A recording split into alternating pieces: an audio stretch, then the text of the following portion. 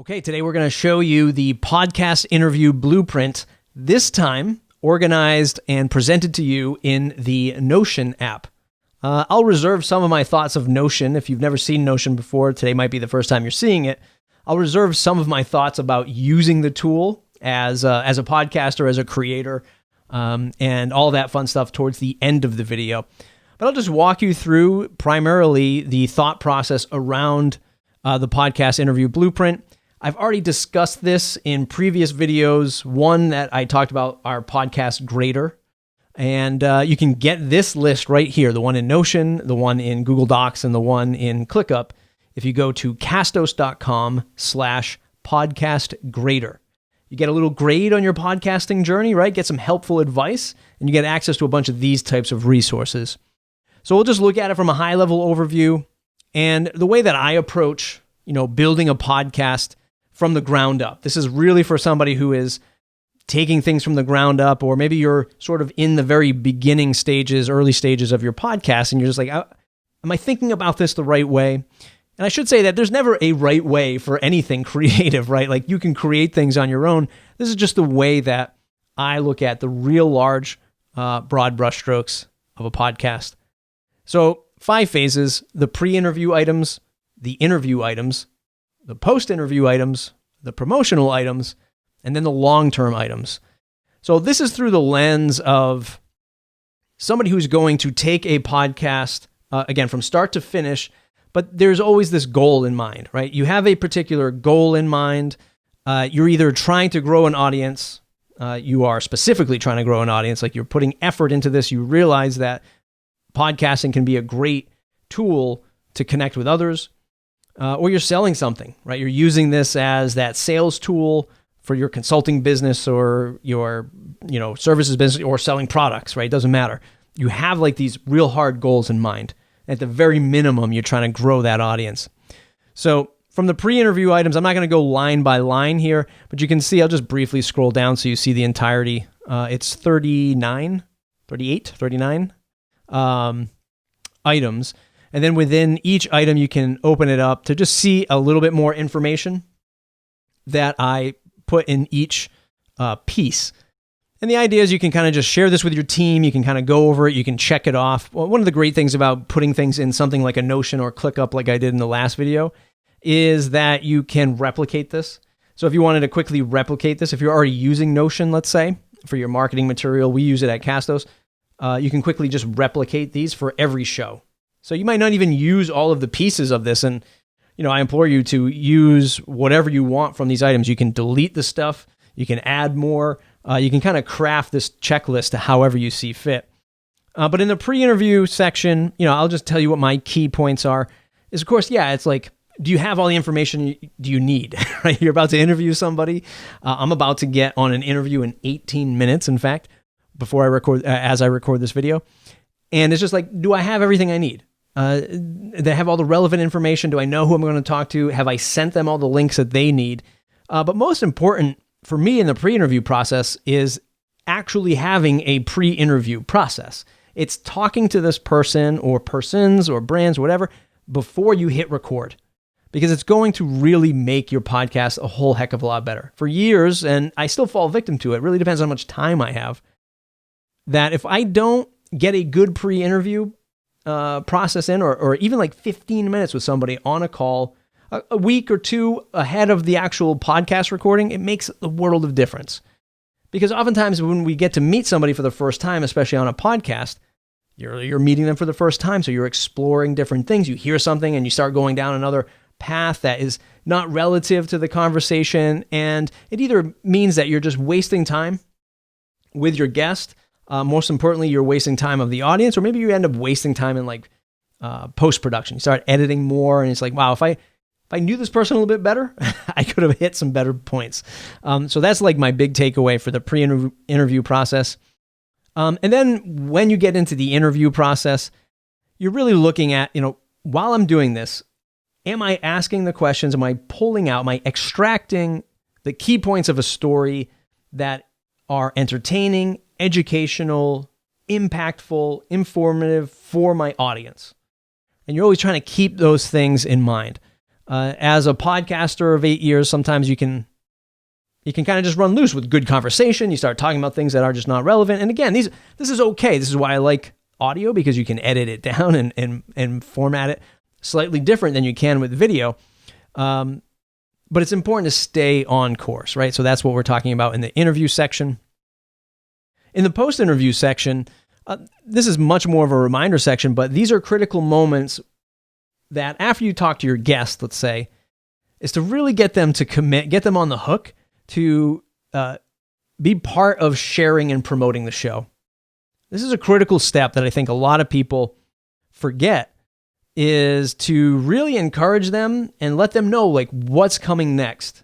There's a promotional phase that you see down here. It's more of like the nitty gritty of like what are the technical things that you can do to promote a show.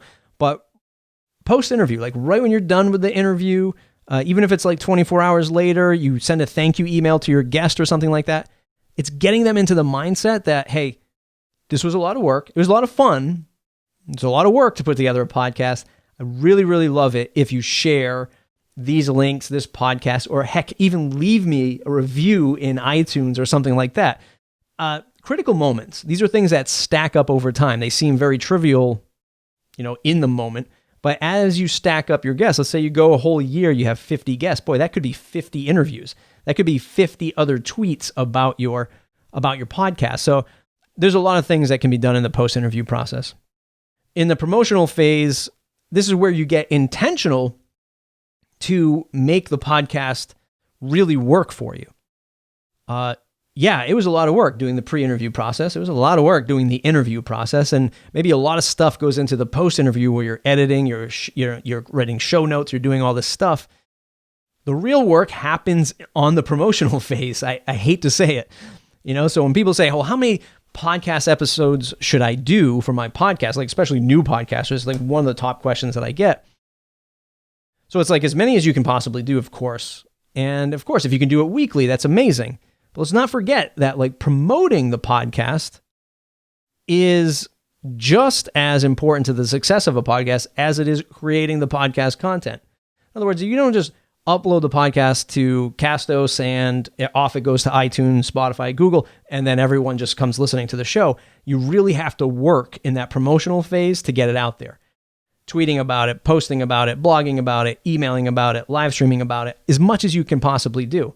So maybe your weekly show with all of your promotional efforts turns into a monthly show until you get a good cadence, a good system, a good process, and you're starting to see some uptick, right? So a bunch of thoughts here in the promotional phase. I think I have, let's just see, the schedule blog post. So if you go into something like schedule blog posts across social media channels, we have some, like I have a link in here for our content editorial calendar. So if you go into each one of these items in the Notion doc, you can get a little bit more information. And then the last phase is the long-term phase. So if you're a new podcaster, the immediate thing to do is like you start looking at the amount of downloads you're getting. Right? Boy, my download count isn't going up.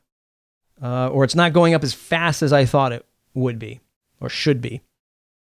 And I like to take a look at, sometimes people like upload the episode, then the next day in 24 hours, you're like, oh, how many people download it? How many people listen to it? And that's a fair thing to look at. I mean, usually that's your highest increase. A new show comes out, everybody downloads it. But in this crazy world, right, there's so much content. Everybody is so busy. We're not always looking at that next podcast episode, that you really have to take a look at the success of an episode in 30-day stretches. Because think about it. Everyone's busy, like I said. Think about your own podcast consumption. I know that my favorite podcast, I don't get to. I have a favorite weekly podcast that comes out every Sunday, and I don't get to it. Sometimes it will be 3 weeks before I get to that episode I wanted to listen to. So I look at the success of a single episode in 30-day stretches, because that's the person's pattern for listening to podcasts, but also because if you're promoting effectively, you want to promote one episode for at least 30 days of like a consistent promotion. The podcast comes out, you write a blog post about it, you share the blog post, then you share the episode, then maybe you share an audiogram the next week, then you're pulling out quotes from those episodes the following weeks after that. you're stretching out as much of that podcast as you possibly can, maybe even like something like Instagram. And you're stretching it out as much as you possibly can to give it enough legs to be found, right? That's the key points of that promotional phase and the long-term phase. Am I promoting it enough? And am I looking at it over the course of 30 days? And it's not just the download count, which is important here, but it's evaluating the feedback from your audience. So you could have a small audience, but they could be very engaged, very active, which is way better than somebody with thousands and thousands of listeners and nobody says anything about the episode, right? So you might go and post this in a Facebook group and 2 or 3 people start saying, yeah, that was a great episode. I really learned this. I really learned that. And that's amazing feedback. And those are the other key indicators for making a successful show or podcast, okay? So all of that is here for free. Again, castos.com/podcastgrader. You get this Notion link. You get the link to ClickUp app if that's what you want to use, or Google Docs. I have it in 3 different formats, and a bunch of other free information, along with a private podcast that breaks down every single one of these phases here. So the 5 phases, it's a little mini master class in setting this up, which is more than, if you can believe it, it's more than what I said today. So it's all there. Castos.com/podcastgrader. So what do I think about Notion really quick? Look, I think this is an amazing tool, by the way. You can literally do anything with it in terms of like organization, sharing thoughts, creating content calendars, creating checklists, collaborating with your team, sharing files, sharing all of this stuff. While it's very powerful, there's a little bit of a learning curve in the beginning, I'd say. So if you are looking for a tool to organize your podcasting stuff, especially if you're working with small teams or editors and things like that, or you want to share with your guests, hey, Notion is an amazing tool. It's free, right? You can do some pretty powerful things for free. But there's a lot of stuff here. So you do want to spend some time with it. You can kind of feel like, boy, yeah, I can do anything. I just don't even know where to begin. That's how I felt about Notion in the beginning. But after some practice, after a couple months, I felt pretty good about it. So I can highly recommend it now that I've gotten over the learning curve. That's it. Subscribe to the channel if you want more podcasting stuff like this. Thumbs up.